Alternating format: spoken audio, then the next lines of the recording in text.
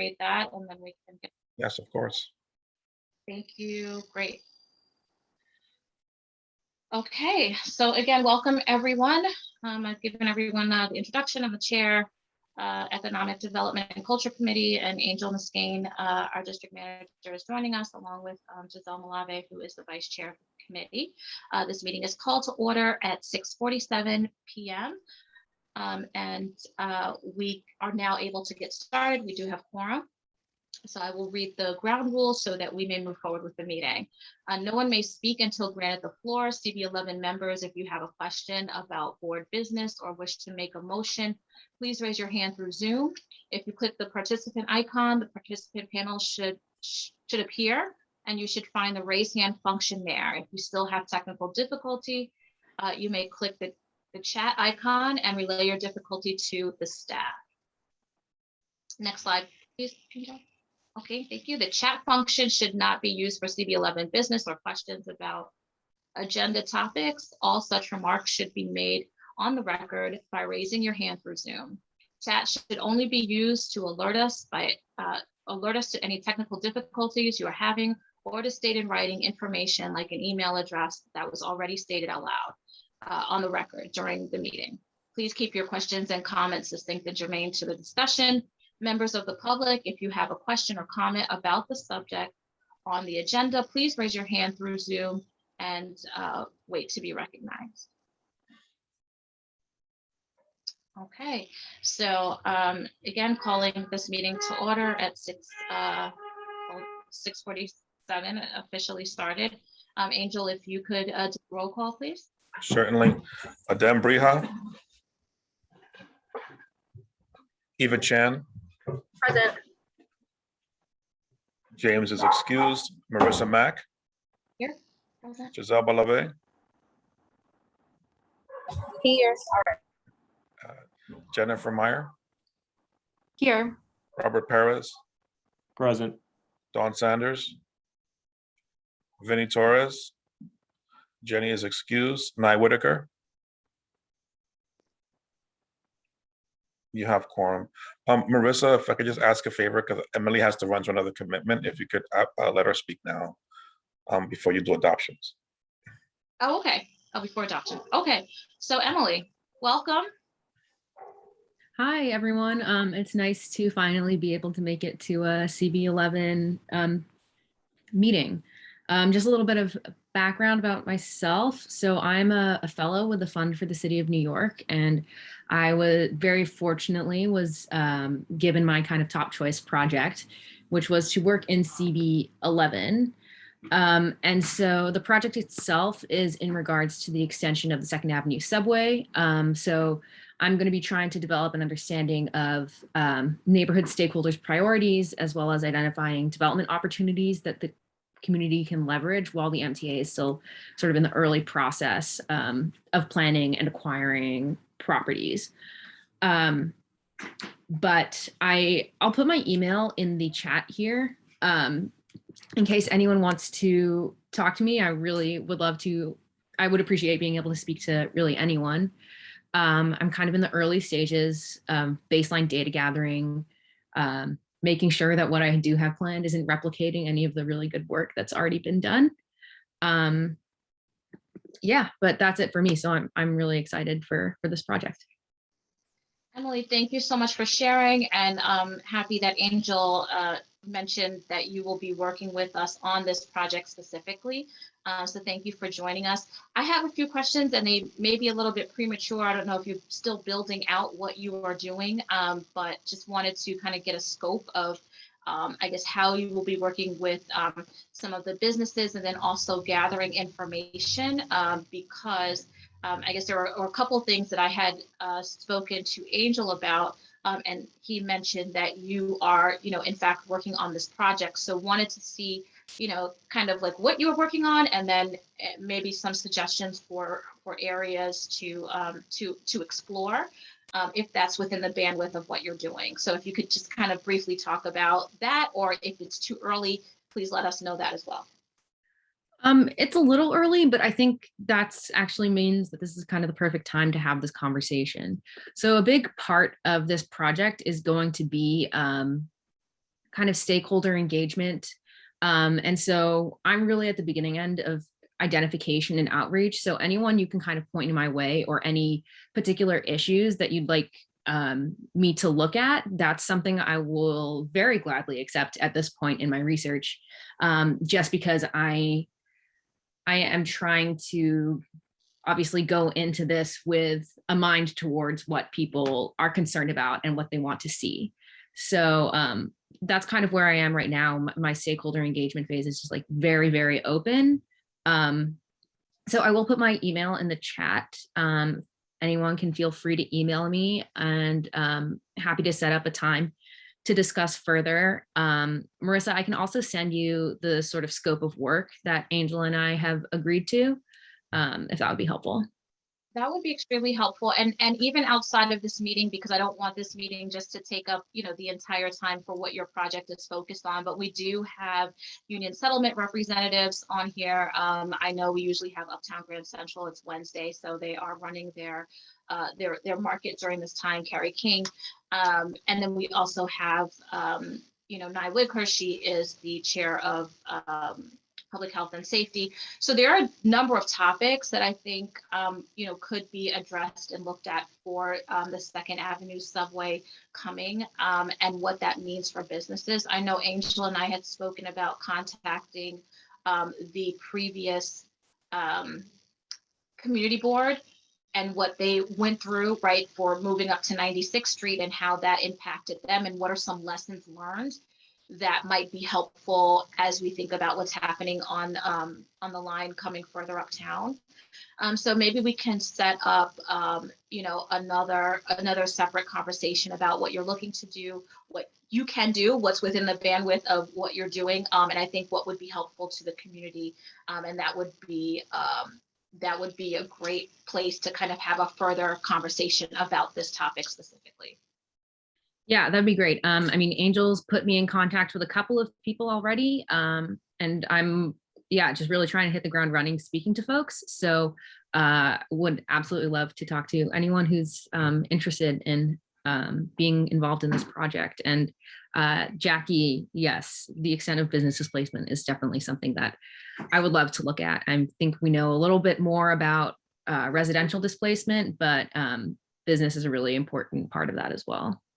And making sure that it's done right. And again, using any lessons learned from previously that really interrupted businesses and residents in that area. So looking forward to having a further conversation with you. I think your topic is great and it's very relevant to this community and things that are going on. So we are happy to have you on board and working with Angel in this capacity. So thank you so much.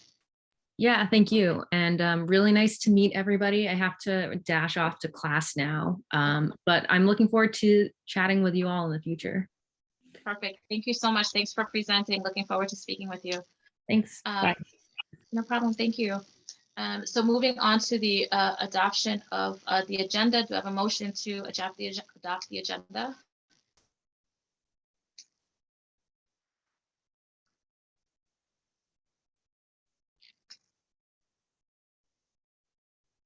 So any Marissa, community board you don't need a motion as long as no one opposes it. Then you can- Oppose. Is there any opposition to the agenda? Any opposed to the agenda? Seeing none, we are going to move over to the adoption of the meeting minutes. I had a few. So first of all, the minutes were great. If we have a few tweaks, Angel, should we? If you could just summarize them now, and if folks agree, then we can just make the formal edit. If folks don't have any issue, unless you want me to show them or something. I don't. Okay. Were they like grammatical things or like more substantive? No, substance is fine. So yeah, do we have any objections to the minute? No objections, so we will move forward.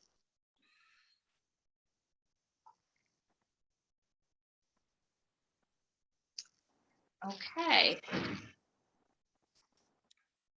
So the next meeting of this committee is scheduled for December 15th at 6:30. And I'll move on. I don't know if anybody else has any other announcements.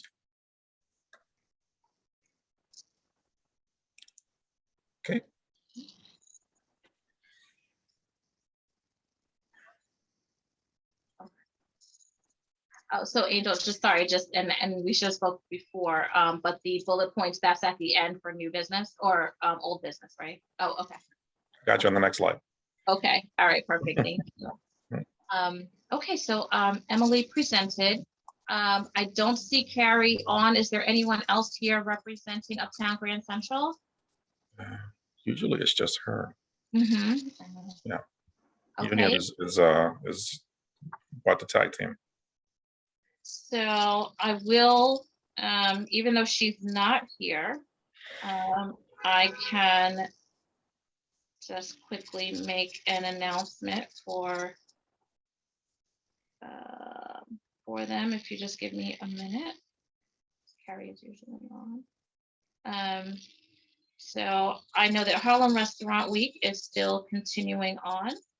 And Uptown Grand Central is hosting an East Harlem tasting tour this Saturday, November 20th.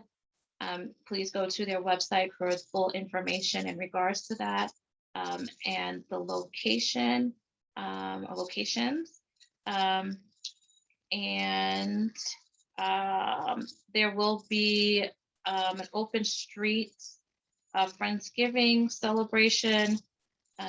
So there are a couple of events that are going on through Uptown Grand Central. Please go to their website for everything that is currently going on at this time, but tons of events for the winter months.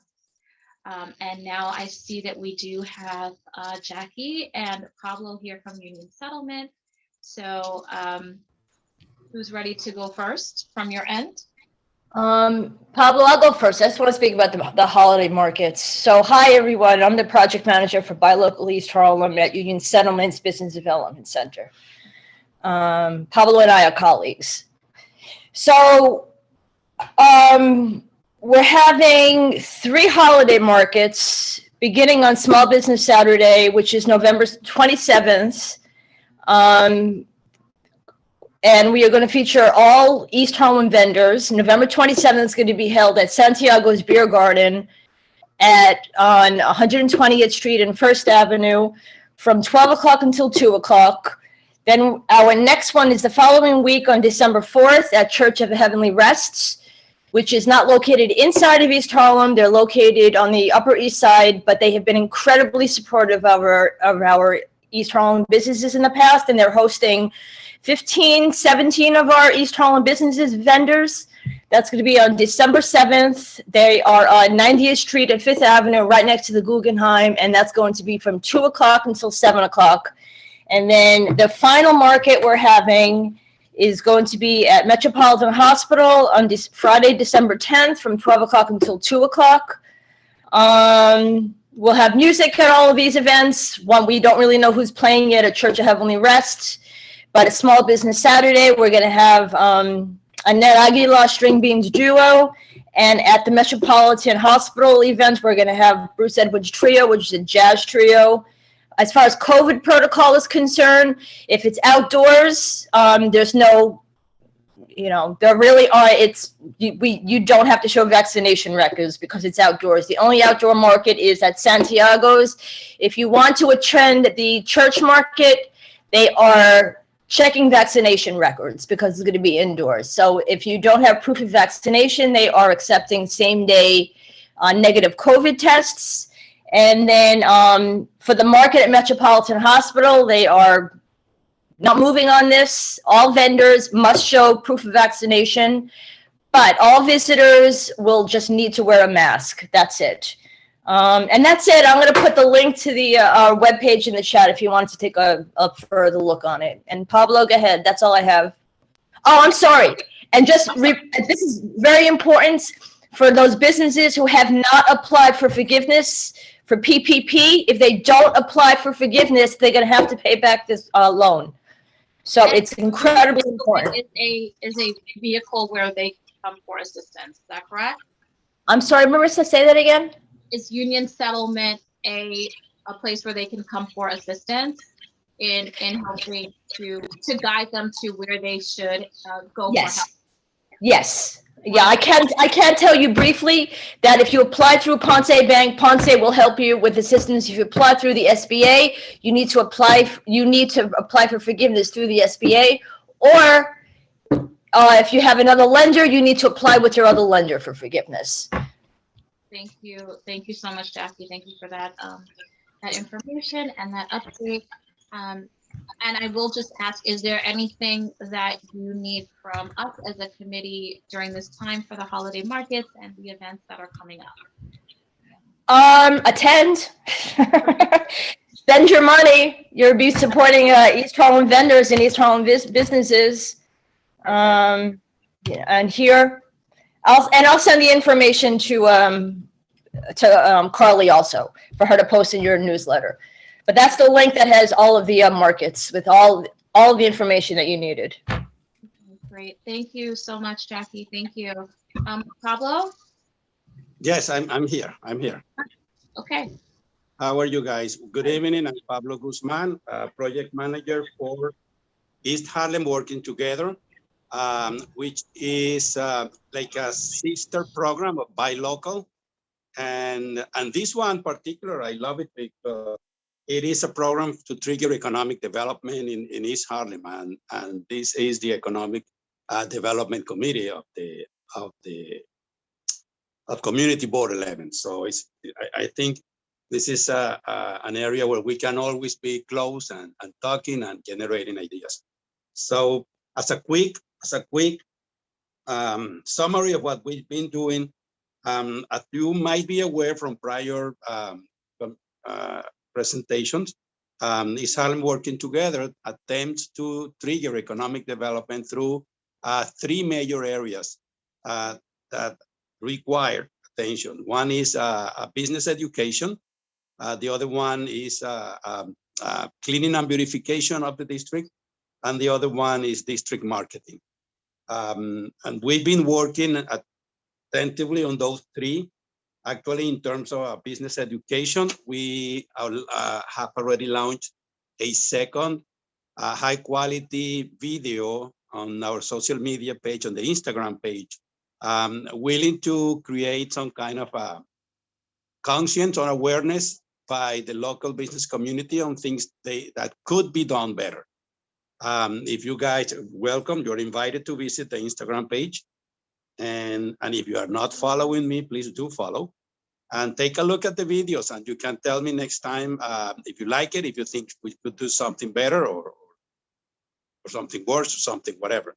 But we're very happy with the results. We're getting a lot of likes, particularly from the business owners. So I hope the message reaches them and we can start seeing some improvements. In terms of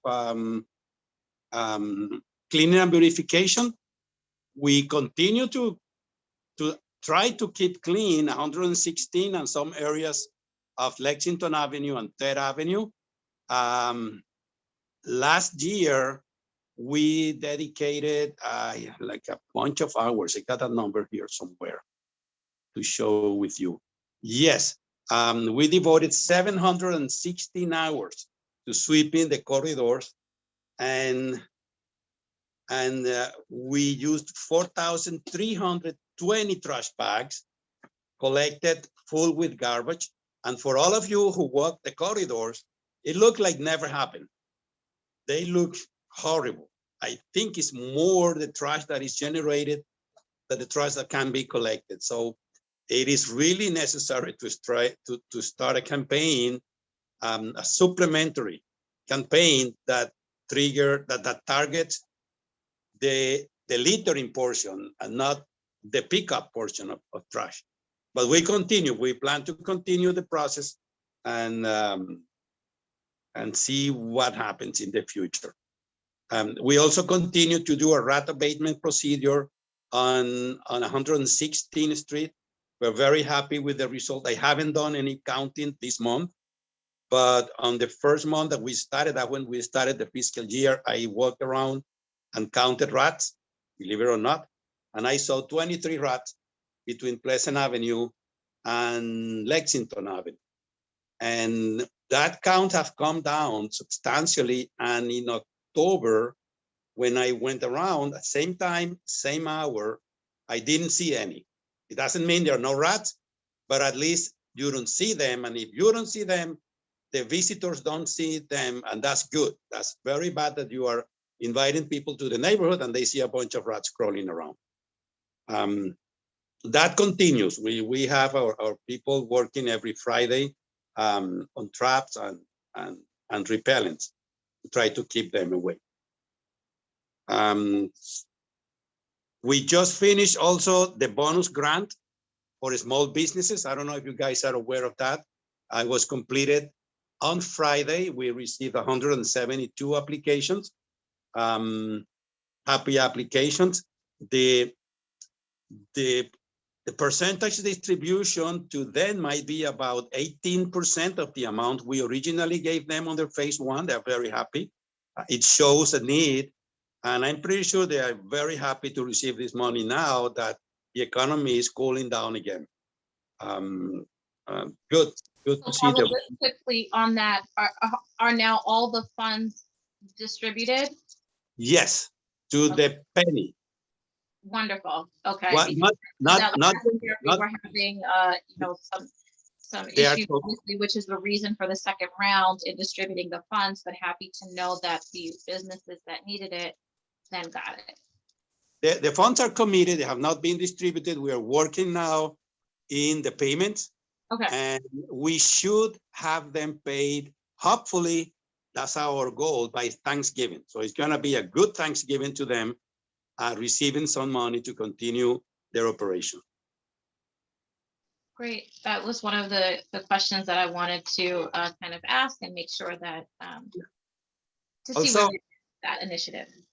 Also, for anyone walking down 116th Street, we also funded the installation of the holiday lights again this year. So that's thanks to Union Settlement and East Harlem working together and by local. And they gonna start lighting them up gradually right after Thanksgiving. That's the plan. I don't know if they're gonna do it, but we're gonna have lights on 116th Street. And it's always a symbol of a well-organized and appealing and welcoming a commercial corridor. So we plan to keep that happening as long as we can fund it. Okay. And last but not least, you mentioned that a moment ago. We are co-producing the Taste of East Harlem with Uptown Grand Central. And I've been hunting down Carrie. I can't find her. I was hoping I could see her here on the committee, and if I gotta be cooking something big, she's not showing up. If anybody sees her, please let her know that I'm looking for her. We need to finish some final details for the event this Saturday. We're gonna have live music. We're gonna have raffles, drawings. It's gonna be great. So we're inviting everyone to this celebration. It's district-wide, actually. And let me see. Oh, and I don't know if any of you participated on the Dia de los Muertos event. We partnered with El Museo del Barrio 3 weeks ago, I guess already, and made a celebration of Dia de los Muertos at La Placita del Barrio. Excellent presentation. It was very nice, high quality. We had about 1,000 people visiting the area.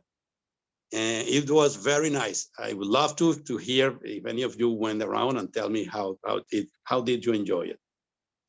Perfect. Well, Thank you. Basically, that's what we've been doing. It's a lot so far, and we're gonna continue doing. Thank you, Pablo, and thank you so much. I mean, especially for your breakdown of what you've done on 116th and then also with the East Harlem grant. I think that was really good to hear that the funds have been allocated. They are in the process of being distributed out, but I never want to hear that we have money just sitting. That does not make sense for this community when there's a need. So thank you for working to get those funds out and working on 116th Street. Are there any questions from the board?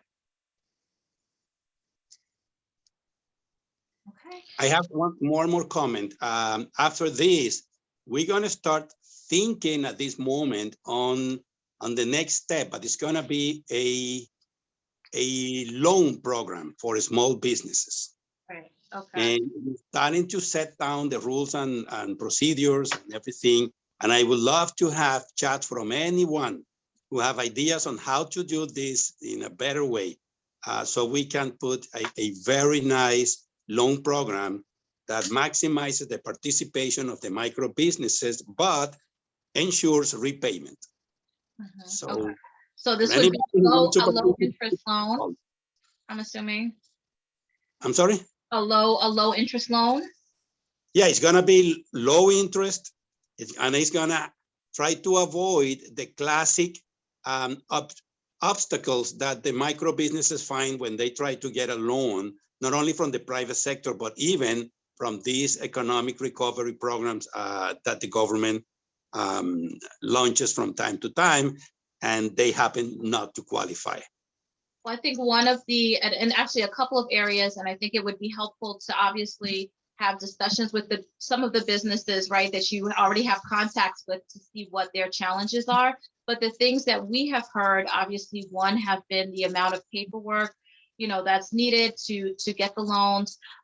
Also, two, when businesses have opened. So I think there are some businesses that have opened kind of like on the cusp of the cutoff date for receiving some of the grants. And I have heard from a number of businesses, well, I can't say a number, but a few that have said, look, we opened, right after the cutoff date, we're not eligible. There's a great gap, and there are businesses that are in this portion, we would like some sort of help and assistance too, right? So I think that's something to be addressed. And then also too, the ease of the application. Obviously, you guys need to make sure you have what you need from a regulatory standpoint, right, for these loans.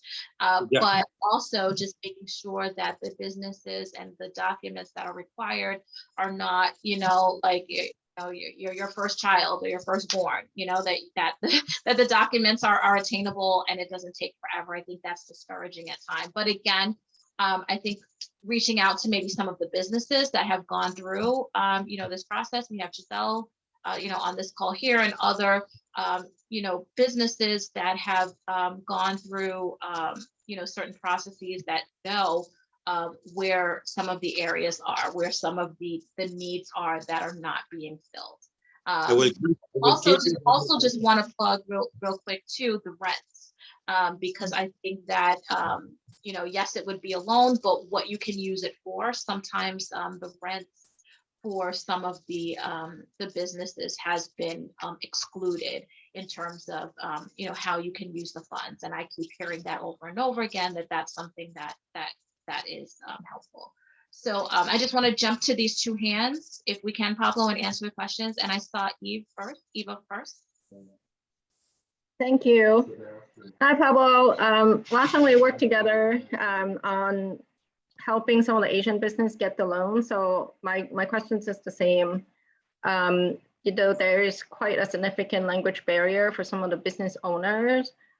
They really cannot, some of them can't read English. So I'm wondering if there's a way to, I don't even know, maybe give some funding for a person who can speak the language to help reach out to the businesses. Last time we basically gather a bunch of volunteers and spend many hours calling, reaching out to them. Having some resources will be helpful. When we did the small business grant, I prepared the application on a Google form, and Google form have the particularity that I make it in English, and but it is received in the language that the recipient has set as the basic language for the computer. So it comes out in English, but it will end up in Chinese or in Spanish, and I confirmed that with several recipients who I know didn't speak English. They were actually very happy that I had made an application in their language, and I didn't. That was all thanks to Google. I plan to use the same thing, but one thing, Eva, that I realized from that exercise is that it's not just for them to receive an application in the local language. Some of them even have problem reading in that language. Like in the Chinese community, it's going to come up to them in Mandarin. And if they don't know Mandarin, it's going to be Chinese again. It's not, they will not be. There's a lot of trust issue, so they won't even pick up anyone who calls and talk in English. For example, they won't even pick up my call, and I had to go to them in person and, you know, show my picture with some elected official for them to believe I'm not a scammer. Because anytime they hear talking about money, they simply just, you know, they will shut their door, they will slap their phone. And so that outreach process was actually what's even most time consuming.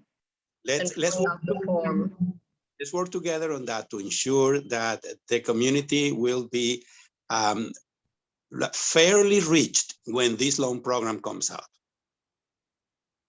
Yeah. Okay. Thank you, Eva, for offering that and saying, you know, there is a wider community here that should also be included in this conversation. I think just figuring out what's the best way to do that is helpful. Well, I stand by here to help, you know, with basic translations and whatnot. Some of the more technical terms, that then I start to feel uncomfortable because I don't want to misrepresent the terms when they ask me questions. I mean, even though I worked in finance, I still wasn't comfortable. Eva, you can cheat. You can call me. We'll have a conversation, and then you come back and tell them. Or we can have one outreach day. We really just literally go to every one of them together. Love it. Yes, that would be great. Okay, So thank you. please let us know as the board, as you guys figure out, you know, what are some other ways. Please let us know, you know, how we can also help with the efforts.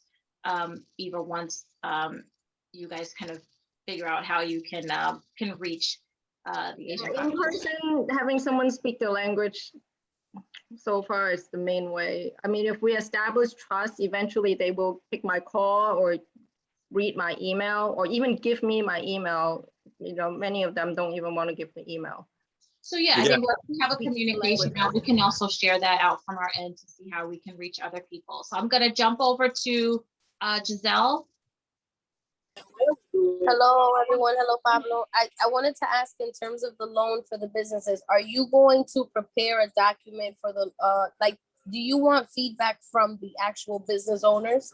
And if so, are, you know, you're going to prepare like those Google Docs that you send, you know, where you kind of just like go down the list of suggestions or like multiple choice suggestions, or do you want more feedback from, I would say like other type of personnel or both? I want everything.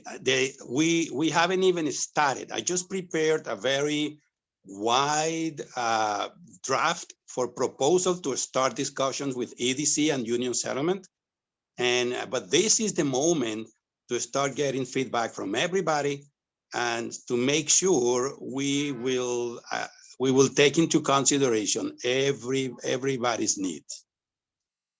And thank you, Pablo, for mentioning that. And thank you, Giselle, for your question too, because I think it's important to get to the areas where people have not been able to receive funding, right? Like and not to say I'm happy for all the loans that are out there and all, you know, all of the things. I think everything is good, but when you're seeing that there are gaps in certain areas, that's where you probably need to pay attention and see that there is a niche that needs to be addressed. I'm sorry, Giselle, your hand was still, oh no, you put it down, or you're good, okay, all right. Eva, did you have something quick to say? If not, we want to move on with the agenda.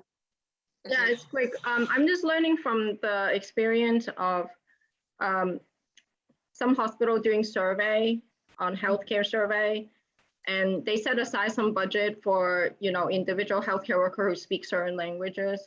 So if you're, you know, still designing the process, that may be a good way to reach out to people.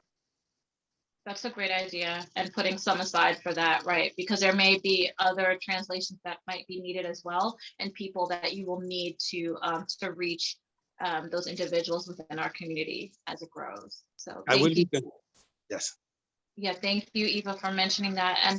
And Pablo, if you set up a time, you know, where people can kind of weigh in with their thoughts and or just email you, that would be great. I'm not sure if you put your email in the chat, but if people have ideas of, or ways where they've said, look, I've tried to get a loan for this and I wasn't able to. If you get enough of those same responses, then that's probably a way that you want to go for this loan. So, but thank you for bringing that to our attention. And we are going to move on with our agenda.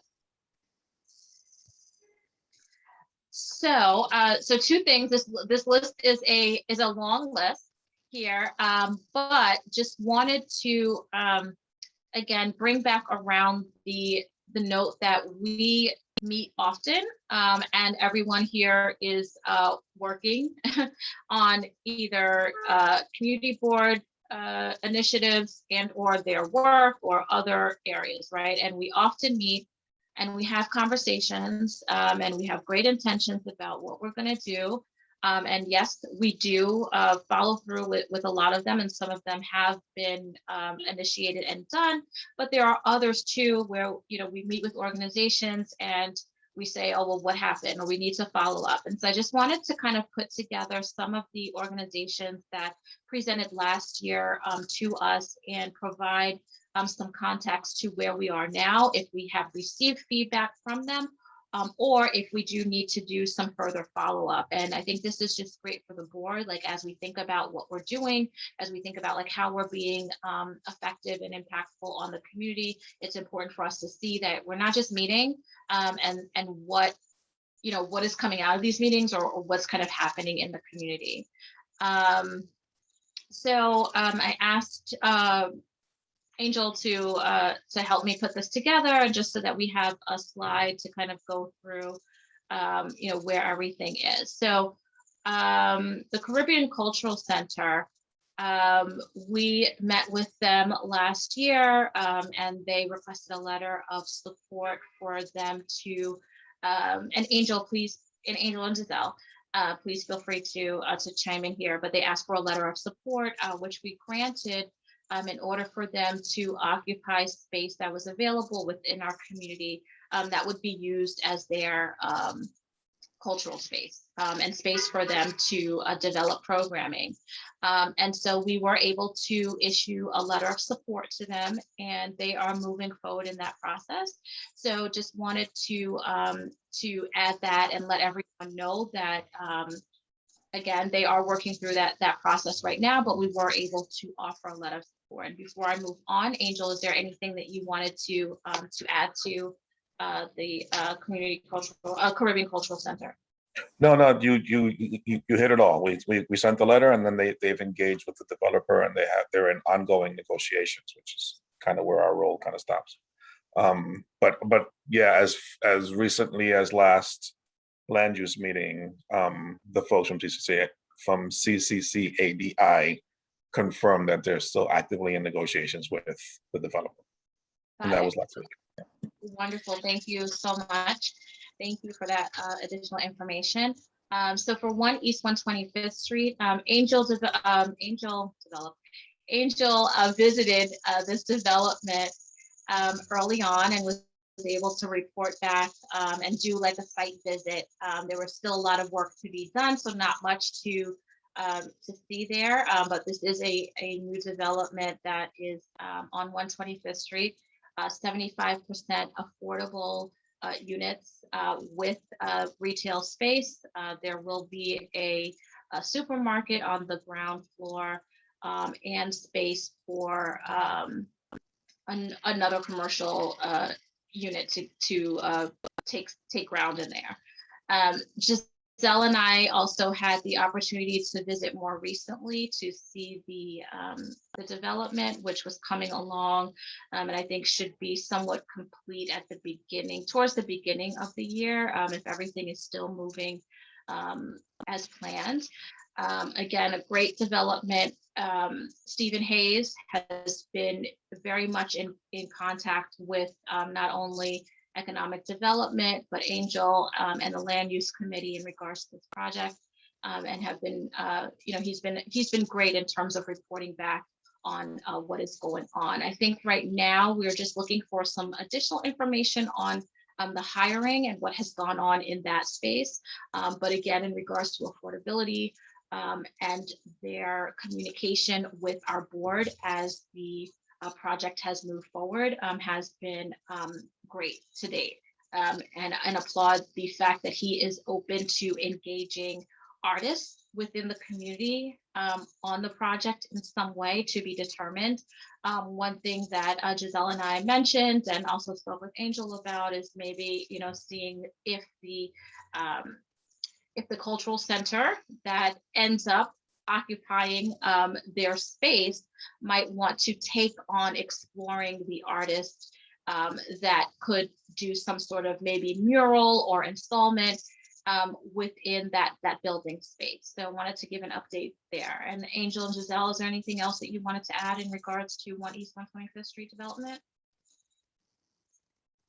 Okay, so Giselle? Anything? I was waiting for Giselle to pop up, but she had Oh, anything. okay. Either of you. So as of last week, the development team and we got an update on the Fuller 125th Street project. So they did mention that on 1 East Food Bazaar, who's going to be the supermarket operator there, they were on target to open, but they're running into some delay with equipment delivery because of the issues that we're having nationally with like supply chain stuff. So that's put a bit of a delay in their opening, but they're still anticipating first quarter of next year. Perfect. Thank you, Angel, for that update. And Giselle, did you want to add anything about our tour? No? Okay. So National Black Theater. Oh, Giselle, sure.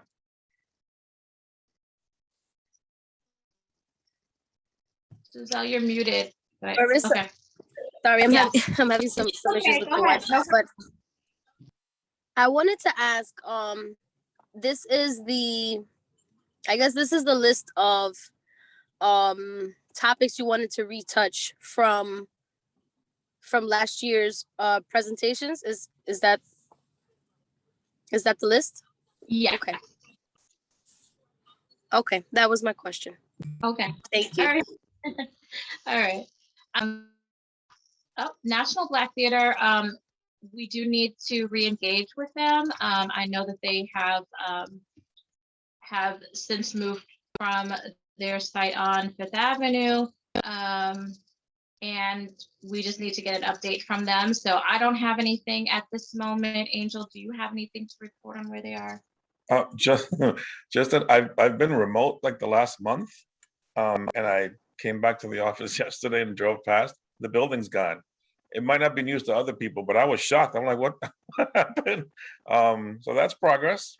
We need to reach out to Michael and his sister, I forget her first name, to get them back in to give us an update. But that was a development. Absolutely. So 125th Street, Giselle, did you still have your hand raised or was that from previously? I'll put it down. Okay. So for 125th Street Library, Amir, who has been great in terms of his communication on their upgrades of our various branches here and the uses throughout COVID for the libraries. Obviously, they had not been in full use to the public, but some of the libraries were being used as testing sites. Also good to know that our request in terms of funding and upgrades to, I know the Aguilar branch and 125th Street branch were granted. And so they are anticipated to present more in detail, I believe, in December. Yes, Angel, sorry. January. In January, okay. In regards to the work there, but the libraries and 125th Street, the 125th Street Library in particular, the renovations will be happening. And so that is good news, and there's an update on that front. The La Marqueta Vendor Association, we have not heard from, or I do not know exactly where they are.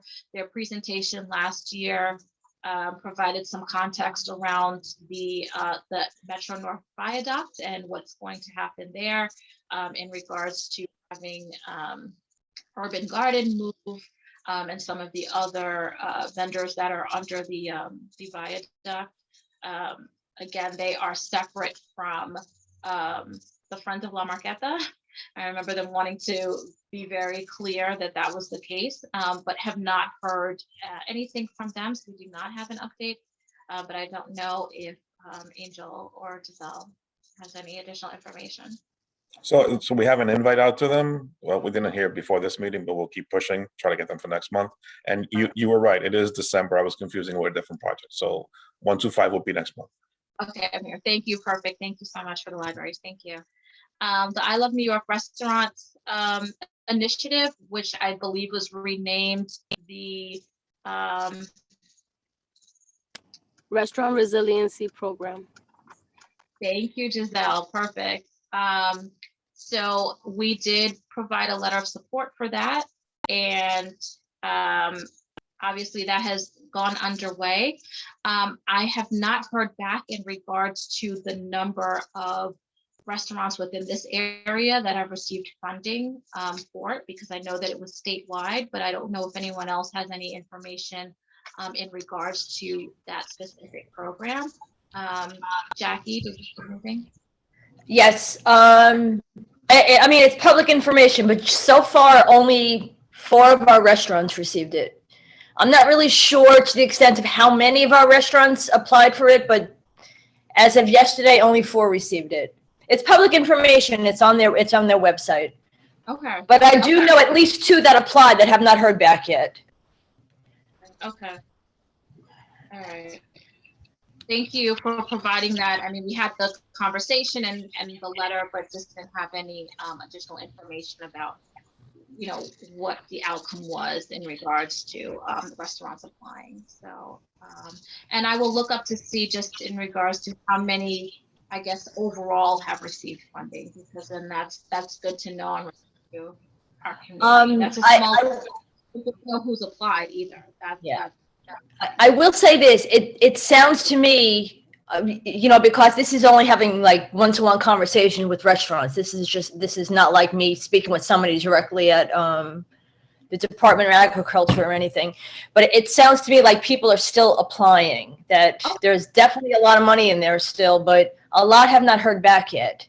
I'm not really sure that the turnaround is. It's supposed to be a 5-day turnaround. So it's just possible I mean, it's possible that some are not being accepted, because it's my understanding that the rules are a little rigid. Mm-hmm. I don't know if anybody on here could chime in with that, but the restaurants that I have spoken to, they are very strict about what they will accept and what they won't accept. There's nutritional guidelines, so on and so forth. So it's feasible or reasonable to believe that a lot of restaurants did not qualify for it. Well, then here's an opportunity again. You know, I know you're not specifically working on this initiative, but Pablo, as you are listening to this, to see, okay, you know, what are the catchment areas that people are saying, all right, well, you know, this doesn't apply to me, and so I need another avenue, just by the nature of this, right? The restaurant rehabilitation program has been a mess, and that's why no one that I'm aware has received money. These 4 that has been approved has been approved for the documentation they have sent, but they haven't been able to start selling food at this moment. Okay. It is difficult. I'll just add, Marissa, that because I also I applied, and even though I got accepted, like no one has really started cooking yet. They're still reaching out to the food banks. A lot of food banks still do not really, they're not familiar with the program. So when, you know, a lot of the restaurants are reaching out to them, it's kind of like you get the sense that the food banks are still kind of lost. But, you know, I would say agriculture is very good at responding. Like they respond to your emails very quickly, but they'll kind of, give general answers. So they're giving very general answers. And I think they're still kind of like getting the information out to the food banks themselves. So I think it's just slowly moving, but So hopefully by maybe December, people can Very start cooking. Okay, Very so once you Yeah. start cooking, then you'll get paid. Is that Right, right. okay? So you've been approved, but the funds haven't been distributed yet. I believe it's my understanding that the funds are being given to the food banks, and then the food banks are the ones to distribute the money. But Okay. food banks, from we've also learned, are kind of notorious for like just like lagging and like being very like slowish with, you know, their I Their guess just like process. getting in contact, Yeah. getting back. Yeah. Emails, phone calls, a lot of the information is a little outdated. So I think that once the food banks are like, they know what's going on, they have the funds to use, they're connected with the restaurants, then hopefully it'll be a program that, you know, people could stick more to. So, okay, so that's good to know, because I do think that a portion of this, it shouldn't be, I mean, even though you've applied and received the money, it shouldn't be then just, you know, a hassle than for you to receive this money that you've applied for and that you have, right? It shouldn't then be like another process for you to obtain this money. So I think that that's something just to look at, because then it seems like it's another application for you to move forward with this. Okay.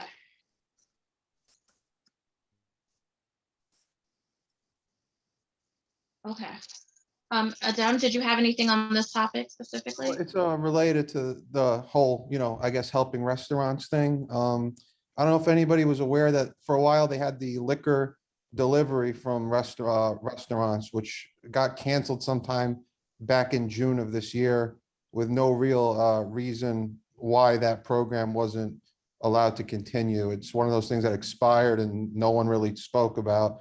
So I just wanted to bring it to, I guess, this committee's attention because it makes sense, but at the liquor license meeting that I chaired this month, I wrote a resolution that we voted on to approve to, send some letter to SLA and everything about seeing if they could temporarily reinstate that program and kind of take it on a month by month basis or so to see if it's something that could maybe eventually be permanently implemented. Because I mean, as a restaurant owner myself, I can say that just because they've, gone back to 100% indoor dining, the indoor dining is still suffering tremendously. And I know that that program had been implemented to kind of combat the effects of that.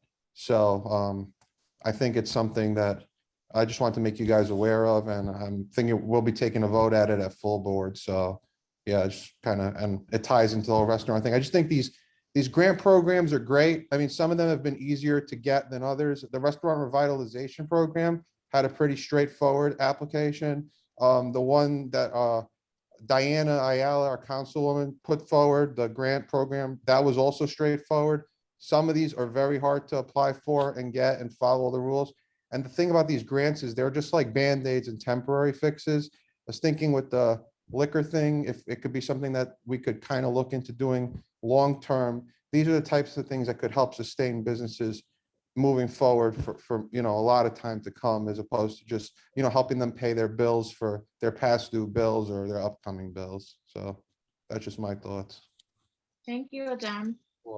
So, I mean, I think that that's great in regards to what we're thinking about for the full board, and obviously supporting that initiative. I don't know the numbers in terms of how much that brings in on, on a regular basis for businesses, but it's still another stream of income nonetheless, right? That would not hurt businesses. So, I'm hoping that everyone on this call that is able to vote, at full board, will consider the fact that this appears to be something that, would be a great long-term for businesses to help them sustain and move forward. So thank you for sharing that. We had a presentation from the MAP Entrepreneurs Program. They are doing quite a bit of, well, MAP itself is doing quite a bit of programming throughout our community and partnerships, but have not heard specifically how the Entrepreneurs Program has gone. Again, you know, Giselle or Angel, if there's any update there. If not, you know, we should look to engage to just get some information around that. And not seeing hands from either of you. So I'm thinking that that's another area that we need to reach out to see how they're doing.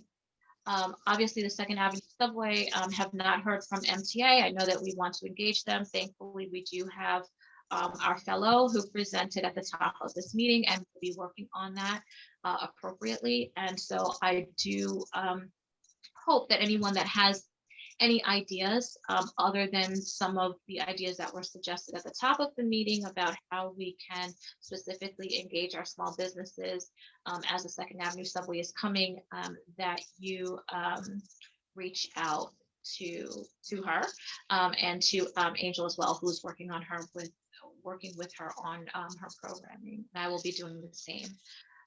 Metro North Viaduct, they have started just some of the initial work under the tracks. I'm not sure if people have seen that already, but we have not heard from them specifically in terms of their schedule and whether it's still on track.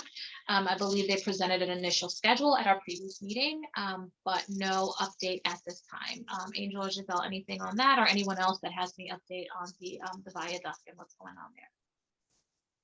And if not, then we will add that to our list. So just wanted to give you guys, Angel, did you have something? No, just to confirm that they're still on the same schedule. We did have a walkthrough that I reported in my district manager's report to last full board with the MTA of the interim repairs that they're doing in anticipation of the full replacement project. But everything's still on schedule. Perfect. Thank you so much. Mm-hmm. So if we could go to the next slide.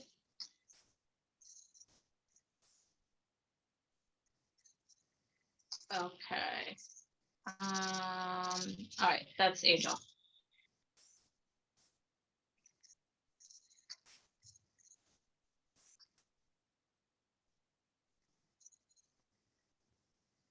Yeah, so we had been working for a while to schedule a comprehensive update on the East 125th Street Development Project from the development team and the two city agencies that are coordinating that large development.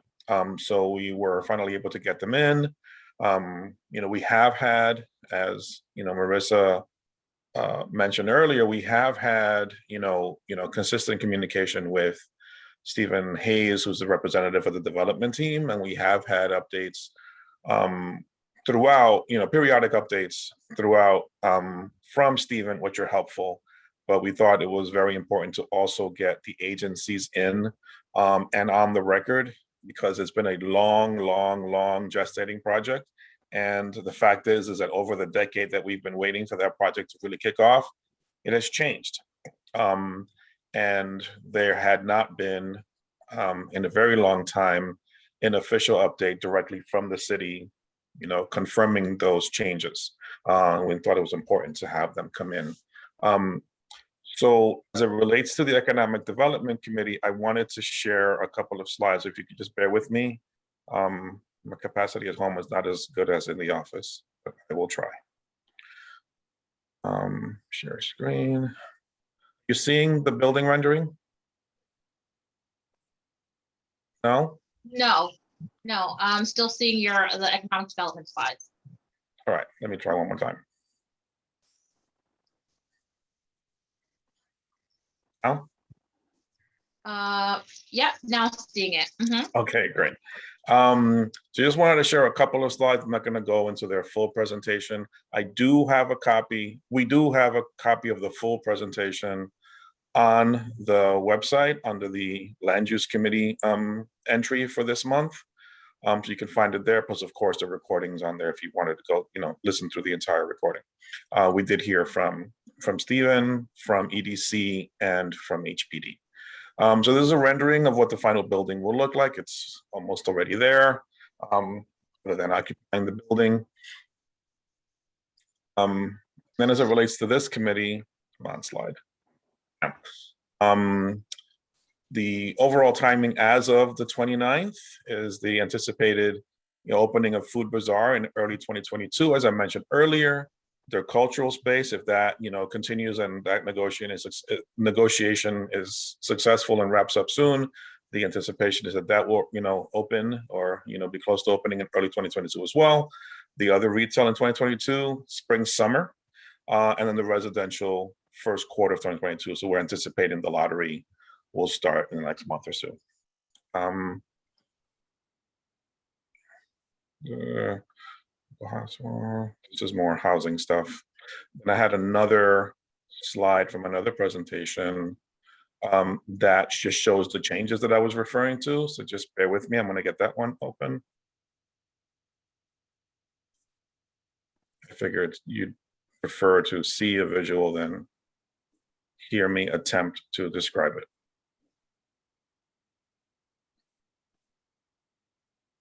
Where are you? Here. Okay, so you see in the visual? So it's pretty rudimentary, but it does, put obviously the image to these terms that I've used and you've heard from me over time, A West, A Central, B West, all that jazz that unless you're doing this all the time, you don't know what the hell I'm talking about. So essentially the overall development is on 3 city blocks. At the bottom, if you can see my cursor, on this bottom block is what they refer to as parcel C. There's a smaller residential building that was, developed, I think now 5 years ago. It used to have a Perkins on the ground floor, and then more recently it was a Burger King, that building. That's part of this project. Then the majority of the development is on what they refer to as the B parcel, which is the block between 2nd and 3rd Avenue and 125th and 126th Street. And the way that they consider it is that they've divided each block into thirds, which they refer to West, Central, and East. So the one East Harlem building that both Marissa and I and Giselle were able to tour is what, on the B West portion of the B parcel. What's still remaining to be developed on that block is B Center, which the development team that Stephen represents will also be developing. And then a smaller lot that is referred to as B East, which is under EDC control, but is subject to a future RFP. We do not know who's going to develop that yet. That's still a TBD project. The B Center piece, the B Center piece is going to have another 15,000 square feet of cultural space, right? So even more opportunity for either the same operator or another operator or several operators. So a lot more that can be done there. That's a lot of space. Also, we'll have even more retail space in that project. That piece is going to be the big contributor or the next big contributor to what's called the local investment fund. And I'm going to show a slide in a second that speaks to what that means. So far, as each phase of the project, proceeds, a contribution from the developer is put into that fund. So far, the contributions have been minimal.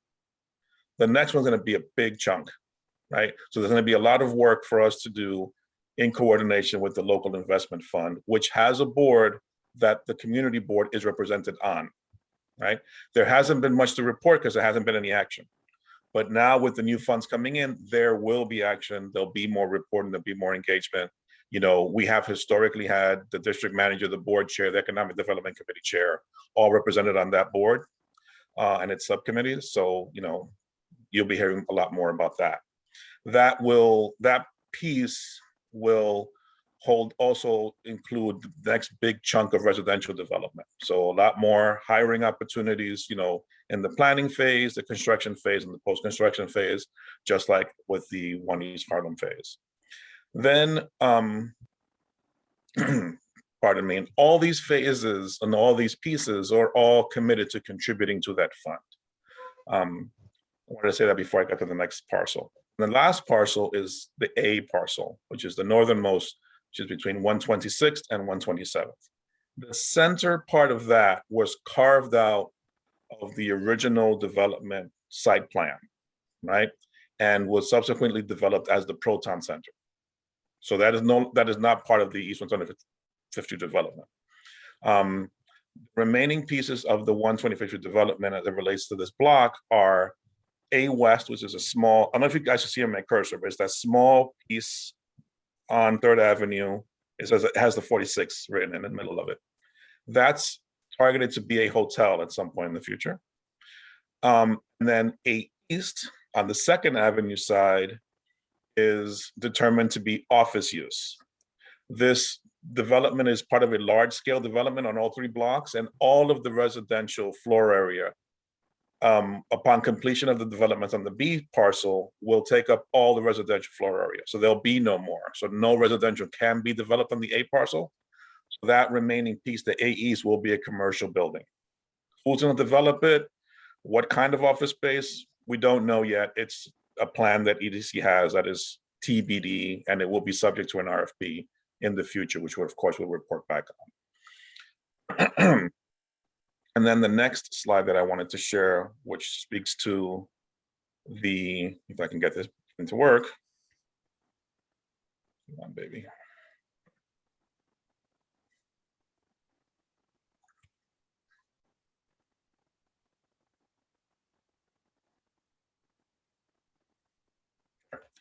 Is the local investment fund that I was just referring to. I will increase the size so you all can read it better.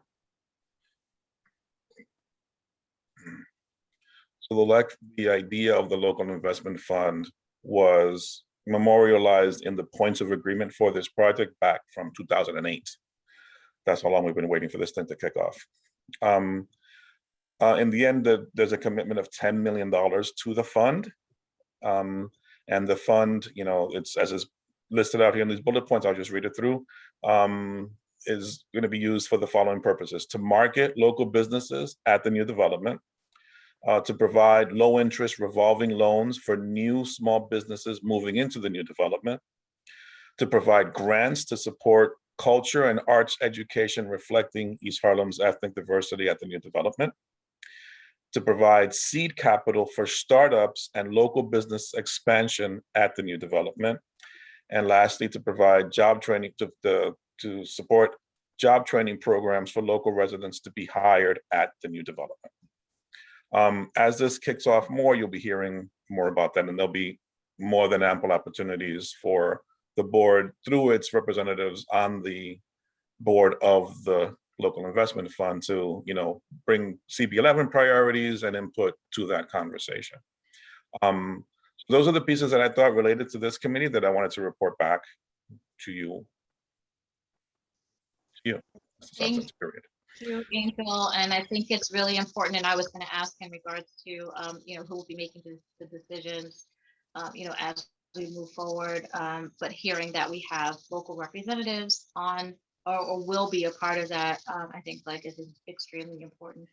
Do we have any questions in regards to this portion of the presentation for Angel? Okay, if not, Angel, if we could move to the next bullet point, that would be helpful. This is a lot easier at my office. Because you have 3, how many screens do you I have the 2 screens. Yeah, I know. And so it's once you go 2 screens, there's no going back. you can't go back. No. Yeah, okay, so number 2. So that is in regards to what we kind of previously discussed.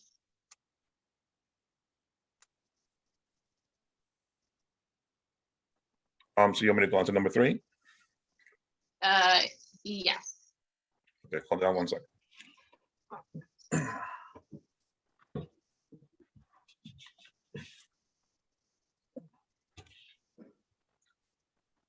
Sorry, I was sliding in my seat. I had to stand up.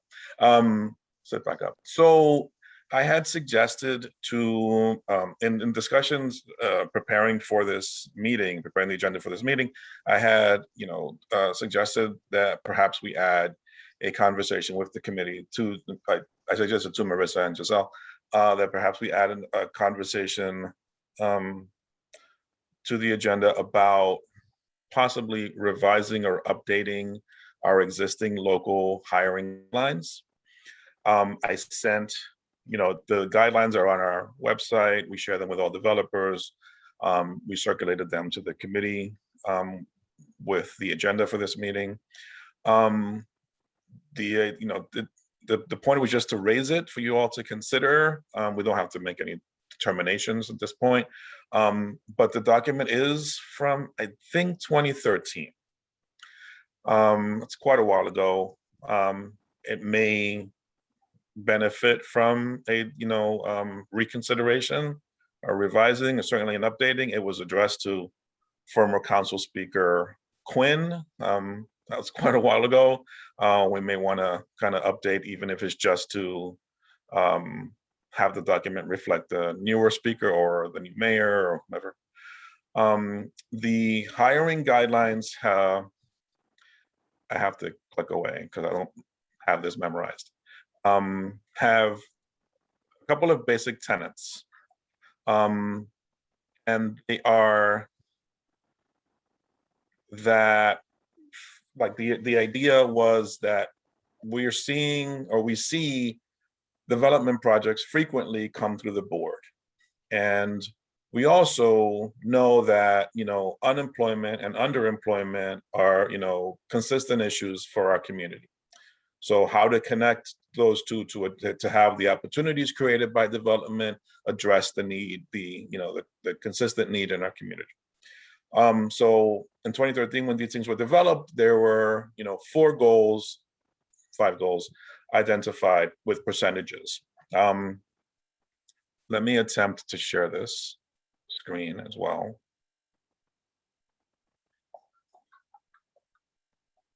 I think while you're pulling that up, Angel, Yeah. I'll just add, like in our conversation, we're also talking about ways to, as we go over the percentage, but ways to engage some of the organizations that we work with in terms of hiring, for our community, to make sure that the conversation is a two-way conversation, right? So we'll have organizations come in and talk about the fact that they want to hire from our community and they want to engage, but they don't know how, right? And so it's not only for them to figure out and reach out to the organizations that we work with for hiring, but also for the hiring organizations to contact them to say, we have individuals, how can we put them and match them with your needs? So that is also a part of the conversation that we would like to start to continue to have with our partners, Union Settlement, Strive, all of those that kind of, work somewhat within that space to partner better on both ends for job development and matching of jobs in certain spaces. So Angel, I'm sorry, go ahead. I just wanted to fill that. No, that's good. Yeah, that ties in. So like the 4 goals were, that 30%, that 35% of that, there'll be a preference and a goal of hiring, local hiring targets. 35% for pre-construction, 35% for construction, 50% for post-construction, and that 35% of the total value of contracts awarded be awarded to local businesses and vendors. There was also, there is also in this document a call for a 50% preference for any apprenticeship opportunities that are created as a result of the project. So just kind of like a refresher on that. Document was sent around if folks want to consider it on their own and then come back to the table perhaps next month or whatever, with some ideas about, how you wish to proceed, if at all, with this. That was kind of the basis of my suggestion. And then, like Marissa was just saying, the next point and the next item on the agenda is then creating a mechanism, like a formal mechanism, partnership with the local workforce, organizations. Because we make, recommendations, like Marissa was saying, to developers that they work with local organizations, but, cementing something, an agreement, a formal agreement with the local workforce organizations to work with us and partner with the developers to have that direct channel of, as you're training folks, that they're then being connected to the development jobs, but more formalizing that more so that we're just pointing directly to these organizations. Like, we can't go and endorse an individual organization, but we can certainly partner with a group of organizations that are doing this work in our district. And I had shared with Marissa and Giselle an idea that came about from a few years ago that David Nascenti at Union Settlement was working on a project. And as part of that project, they had to get formal commitments from community partners. And I thought, oh, maybe we can model it on that. And I was able to dig out the form. It was like a 1-2 pager. And it's just saying, look, we commit to working on this together. It's not a contract or anything, but just a formal agreement that we want to do this. And then we just have that as part of our formal process, that the developers know and our workforce development folks know, and we know that this is the triumvirate that is going to be working towards the goal of trying to meet these hiring goals for the benefit of our constituents. I also want to add to that too, that even having that shows that you are a good partner, right? So, if they are able to sign that and kind of say, yes, we're committed to, we can't, obviously, yes, we want to see where we can have a commitment of a certain percentage. And I think now we've actually been asking for more than 35, right? I think it's been like, 50 if we can, or where we can just ask for more. But I think at least getting some sort of commitment will say that, okay, look,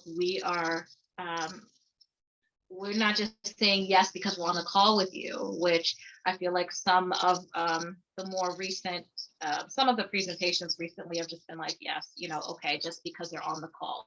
But for people that really are saying like, look, we will commit to figuring out like how we can work with you. That's a lot better than, some of the people that come and present, right? And it's something to add on to whatever our requirements are regarding a particular project. Angel, did you have anything else to add in regards to the percentage here and the agreement specifically? No, in terms of the percentages, I don't. I think that, you can shoot for the moon and, that's kind of up to you guys. I think, always we want to couch it in some corner of reality. But, if the number goes up or down a digit, that's up to you guys. It's the spirit that, of course I'm, supporting that continue to be pushed forward. And then lastly, on the partnership thing, I think that formalizing something that commits the workforce folks, us, and the developers, and that we could all point to like, this is the chain that makes it work. One, we want it to happen. The workforce development people do this. This is what they do. But we need to connect to them more formally. They need to connect to us more formally. And we need to connect them to the development projects more formally so that it's definitely getting to them. And they're definitely hearing from the developers and vice versa in all, in all three directions. Yeah. No, I agree. And I also, so I think that for our next meeting, I would like for, obviously, I think we will hear, and maybe there's some feedback this evening in regards to that, but I would love to hear from members as to, what this could look like. Again, this is something that's revised and is not a legal document. We're not going down the path of a legal document. We are a city organization, but something that we can have that will be an effort, and also an area where we can see growth within our community and have organizations sign on to say, this is something that we want to agree to, and we are going to work to move forward in that effort. One thing too, Eva, I see you, and Giselle. One thing too, Angel, I think we mentioned that we are going to try to see if there's a way on our website where we can separate out some of the organizations that we work with for training and for jobs, just so that's a little bit easier to see. I know that we have organizations listed on the CB11 website, but I think to guide people to them and just say, you know, here they are, please pick from these organizations, is fair and good, and something that we had discussed as well. So just wanted to mention that. I saw Giselle's hand first. Giselle? So I think that it's a good idea what Angel mentions about like the formality of everyone kind of being able to communicate. I'm curious to know if it's possible for CB11 or even our committee to host like a job fair event where it's it could even be outdoors during like the warmer months, kind of like where the open streets took place. And it can be held in different parts. It doesn't have to be just one job fair, maybe like 2 times a year, where what Angel was saying was like the developer, the workforce development, and then us, the familiar faces of the community, kind of all meet in one place. And that way, like you start at CB11, and then it's like the next step. So you grab your pamphlets, you grab your, you know, whatever applications, and then you move on to the next table. And that'll be like the workforce development table, where they'll take your information, take all of your, you know, applications. If you already filled it out, you could submit it directly with them, and then kind of move down to the other tables and see, and like talk with the developers one-on-one. And like, if it's even possible to do like on-site interviews or pre-interviews, I think, is that something that us as a committee we can do, or even like as a board? Yeah, we've done it before. Yes. Yes, you can do it. Yeah, I think that would be a good idea. Yeah, I think that would be Emphasizing a good idea. the I mean, you. it's something that can start. Yeah. Yes. exactly. I mean, we could start we conversating.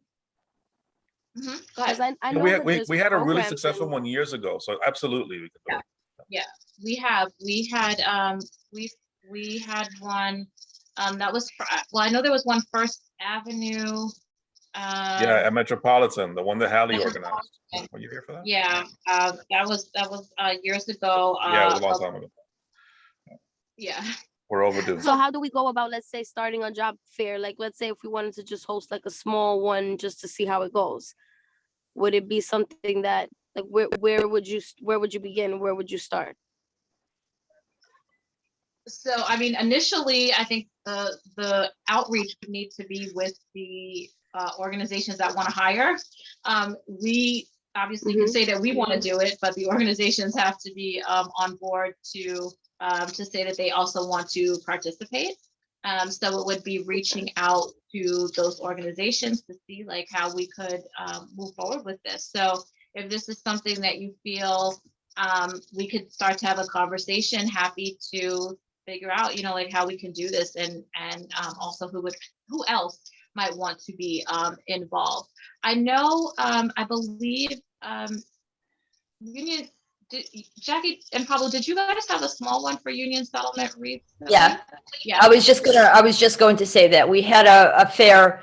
La Chula approached us because you probably know this, but a lot of our businesses are having problems hiring people. So yes, we had a small business fair, like 8 vendors, I guess, and it was relatively successful. There was about 35 applicants, so it was good.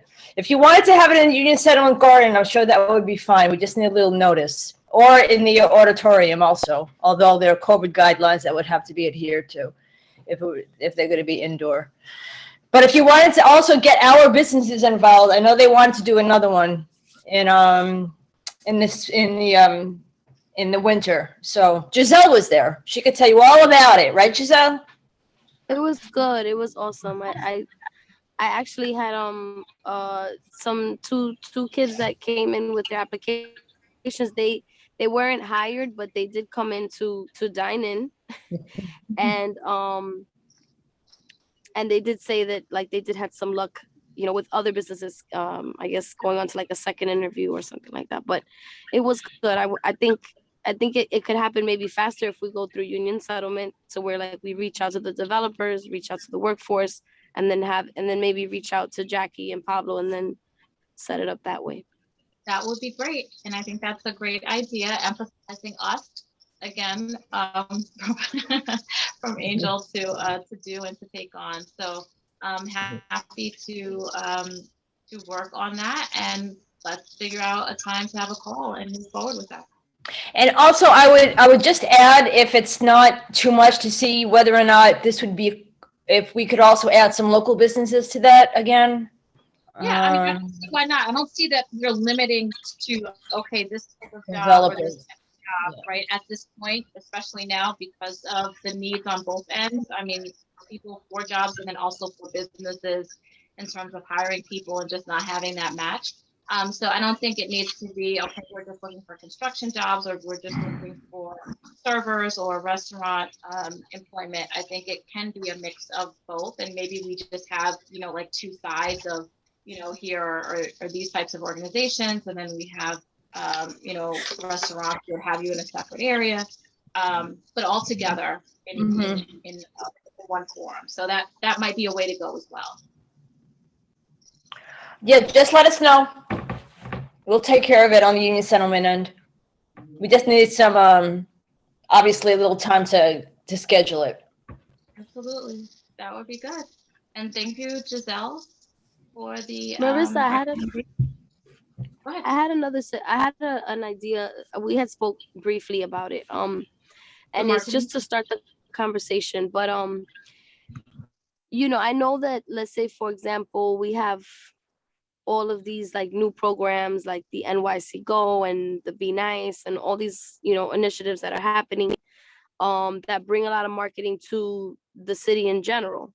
I don't know if we have something specific to East Harlem. I wanted to kind of maybe start. I know that if we can add to the agenda for it, I don't know for next month because I know the holidays are coming, but maybe for January. Pablo had submitted a document in September, and it was just like a brief bullet points of like how in his opinion he thought that we can kind of like help out with the economic development of the community. And I wanted to know if we can add that, because I think it all ties in, like the workforce, the marketing idea that I kind of had. I feel like these bus stops, the train stations, a lot of them can, even the billboards on the FDR, if there's somehow a way to get a couple businesses featured every single month to rotate, it should be, obviously it's going to come at a cost, but it'll be more cost effective if more people participate.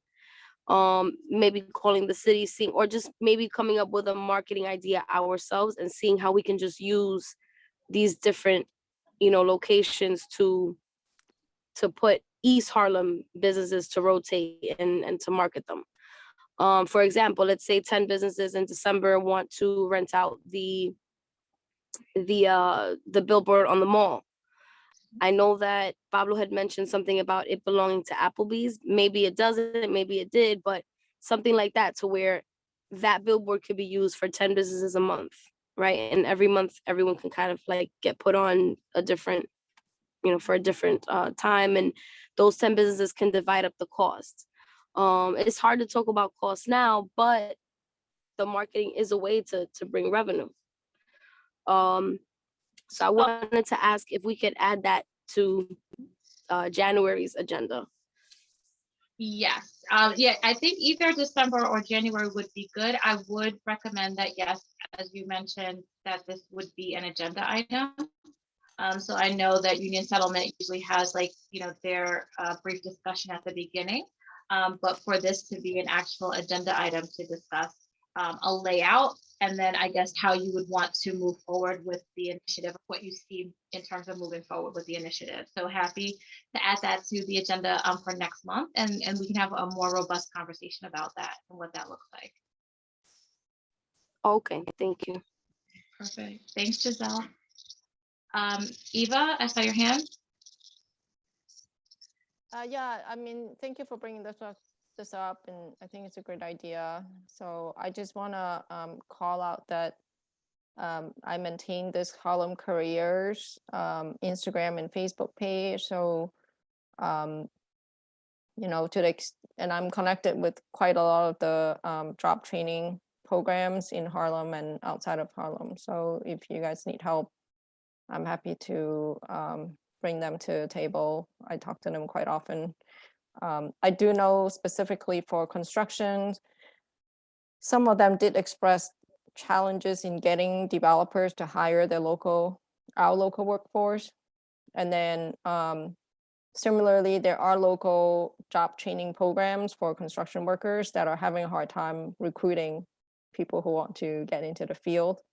So there's quite a lot of disconnect. So I think CB11 potentially can help.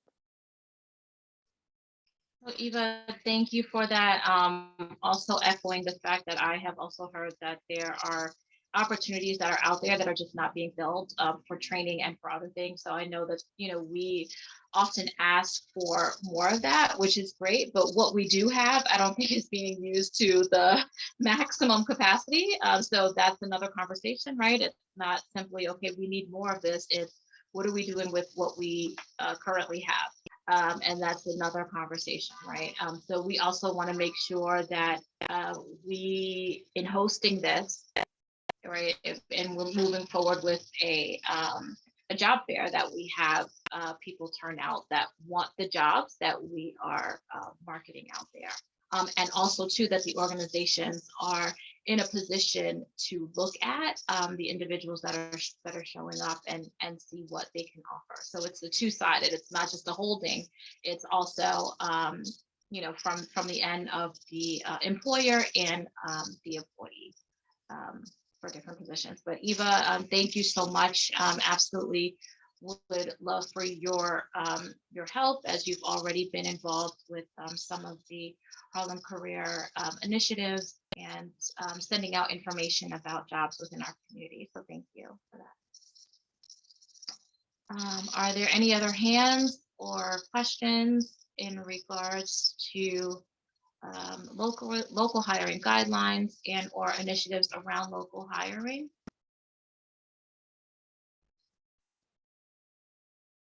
Okay. I wanted to, and I guess, yes, if you could go to the next slide, Angel. I see you hovering over next. Old business. Naya, I know we spoke briefly. I'm not sure, you might be toggling between calls right now, but I know you had spoken about possibly looking at entertainment offers for our community. I'm not sure if you're completely on.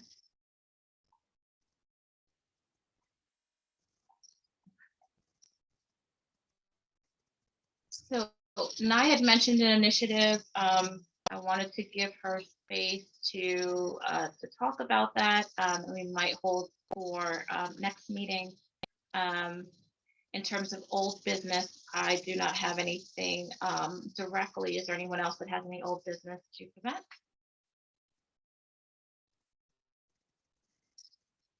Okay. Any new business?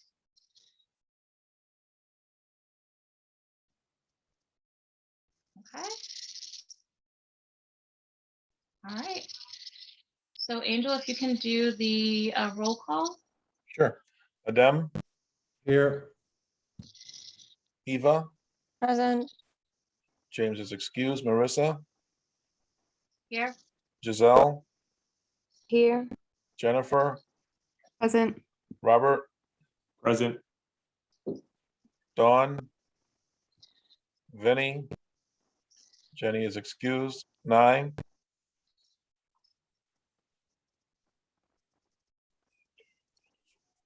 You have quorum. Okay, great. So thank you all for your time this evening, and please feel free to reach out if you have any questions. Looking forward to seeing you all for the elections coming up at our full board meeting. And thank you. Have a wonderful evening. Meeting is adjourned at 8:21 p.m. Thank you. Thank you, everyone.